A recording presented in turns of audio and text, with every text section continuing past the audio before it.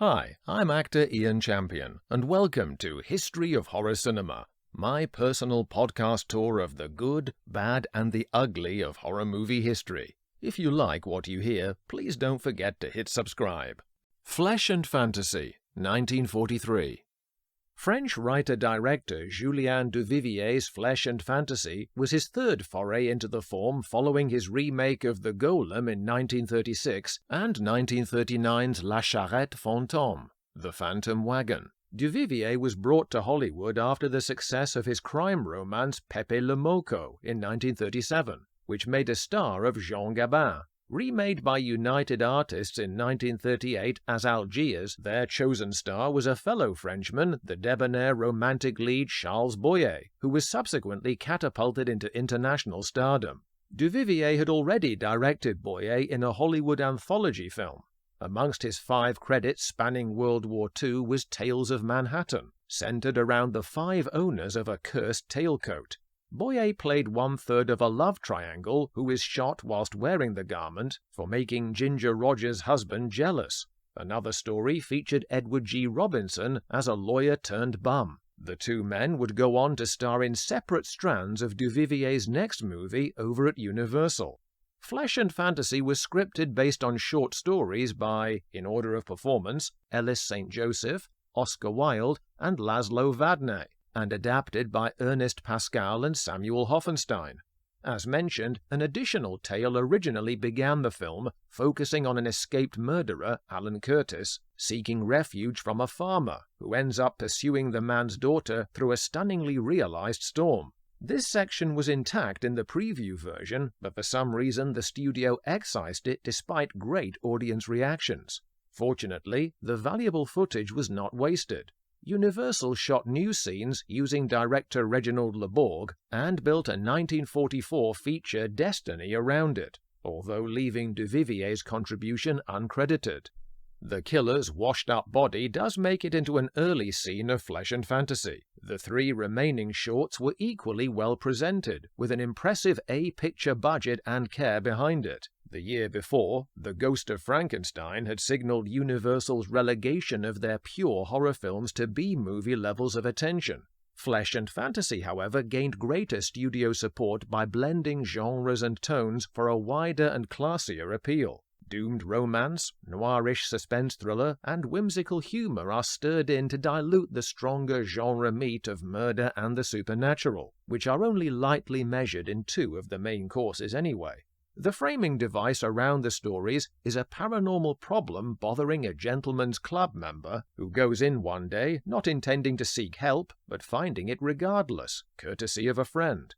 Any association the film may have with perceived down-market horror trappings is avoided immediately when we see that the role is taken by popular humorist Robert Benchley. His erudite wit not only made him famous as a newspaper columnist, but as an actor, winning an Academy Award for Best Short Subject in 1935 for one of his smart comedy shorts, How to Sleep. Benchley's character here, Dokes, is plagued by the predictions of a fortune-teller and of nightmares. In a trashier horror vehicle, such a man might be tormented out of his mind. In Benchley's hands, it is more of a pesky intrusion. Nevertheless, Dokes' condition is serious enough for a bespectacled academic friend, David Hoffman, to persuade him to sit and listen to a trio of stories designed to free him of fears that dreams and occultists can dictate our destinies. Hoffman's own future would see him in horror B-movies such as 1946's The Beast with 5 Fingers and The Creeper in 1948. The first installment is a heartwarming combination of Hans Christian Andersen's fairy tale The Ugly Duckling and the Cinderella folktale, in which Henrietta, a New Orleans homely dressmaker, the far-from-homely Betty Field, is shown the true meaning of love. Bitter at her physical shortcomings and hard life, she secretly pines for handsome and similarly gloomy law student Michael, light comedian and future Hitchcock Dial M for Murder lead Robert Cummings. On Mardi Gras night, a strange elderly mask shop owner, Edgar Barrier, offers her a choice of masks to wear, as long as she returns the disguise by midnight. She selects one that allows her to look beautiful. and as the clock ticks, she spends the evening entrancing Michael with her newly confident exterior. However, the owner's voice guides her to focus on renewing Michael's crushed self-belief instead of her own gain. Give him the confidence he needs. This is your real chance, Henrietta. Don't think of yourself. Thus she learns about the unconditional selflessness of love. In return, her rediscovered inner beauty transforms her face as well, when at midnight, under her protest, Michael removes her mask. We then see another irritated proprietor appear, who claims not to know the owner Henrietta met, and yet, as the love-struck couple leave, hanging in the window is a bearded mask of the face who helped her. This happy, fulfilled ending to Episode 1 is almost a surprise. Stanley Cortez and Paul Ivano's cinematography gives a marvelous downbeat mood to Henrietta's potentially unrequited romance, and Alexander Tansman's sensitive score suggests she may leave this life empty-handed.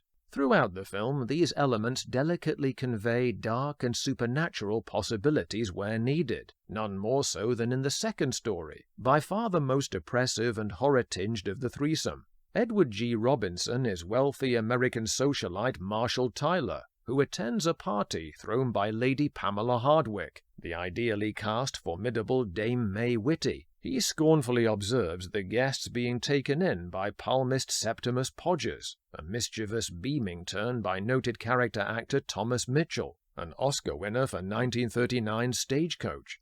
Podgers hits uncomfortable bullseyes with his readings, until, only under duress, will he reveal that Tyler will one day commit murder. Despite his skepticism, Tyler becomes obsessed with the prediction coming true. This is superbly illustrated by his doppelganger image goading him in a whispered voice in every reflective surface. Shop windows, a glass desk, even his glasses. Duvivier creates spellbinding suspense worthy of the aforementioned Hitchcock, as Tyler attempts to pay the debt on his own terms. His bid to euthanize the terminally ill Lady Pamela with poisoned chocolate fails when she dies unassisted. In mounting desperation, mixed with a homicidal hidden agenda, Tyler visits C. Aubrey Smith as the somber Dean of Norwalk, whom we last saw essaying a comparable man of the cloth as the Bishop in 1941's Dr. Jekyll and Mr. Hyde. The Dean gives religious counsel that holds no truck with any paranormal influence.